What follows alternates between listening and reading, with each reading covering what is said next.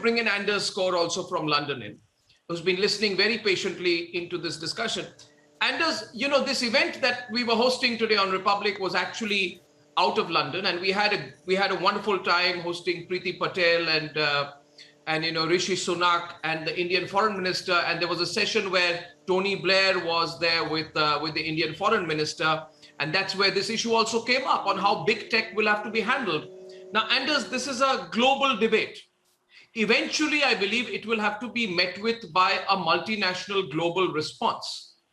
My specific question to you is this, and this is where I come from.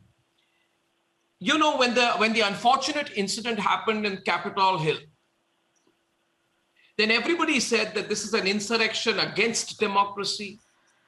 This is a violation of democratic values. And this was not just an act of vandalism, it was like an act of terrorism. And that the social media companies took off Donald Trump and many of his supporters from their platforms for a long time.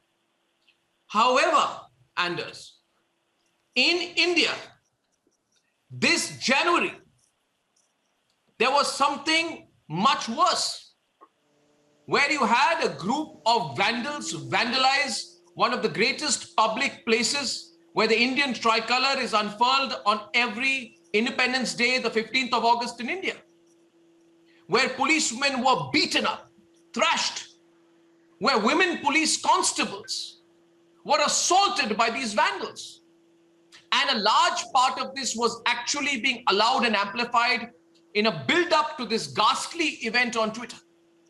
Now, till date, Twitter has not voluntarily taken action after this incident. So my question is, Anders, sometimes I feel that there are dual standards for companies like Twitter based upon where these incidents happen. Would you agree? And that's where we need to caution Twitter against preaching the rules of democracy in inappropriate contexts.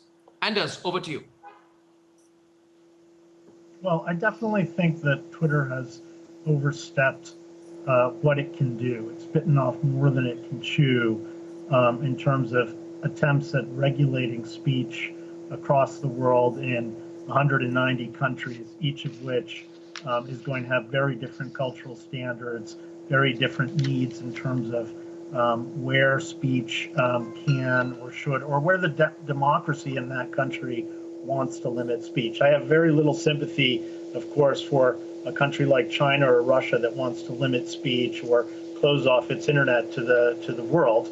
And I think that if Twitter can get in there and get information flowing in places like China and Russia, that's good. But in a democracy, the rules are completely different. And the reason is that, as the minister said, Mr. Prasad, that Twitter can't act as a regulator. And if they try to act as a regulator, they will be slapped on the wrist by the government. And I think that part of what's happening here is that, and the focus on Twitter and the anger about Twitter is that it has tried to regulate essentially governmental speech in a democracy. And I just don't think that it can really do that. I think that Twitter is going to have to allow government ministers, presidents, prime ministers to have their voice without a negative mark put on it arbitrarily by a corporation, first of all, that's foreign. But any corporation really shouldn't be able to regulate the speech of government democratically elected officials. Now, that said, I will say that I do think that, as far as I know, this is really more of a question to the panel, which is highly knowledgeable about this more than I am, but I would question whether, I think that Twitter has attempted, for example, to take down pornography, has made a good effort to try to do that. I don't think there's really a difference between India and America, or India and Twitter on this issue. And I'd be interested to hear what you guys have to say about it.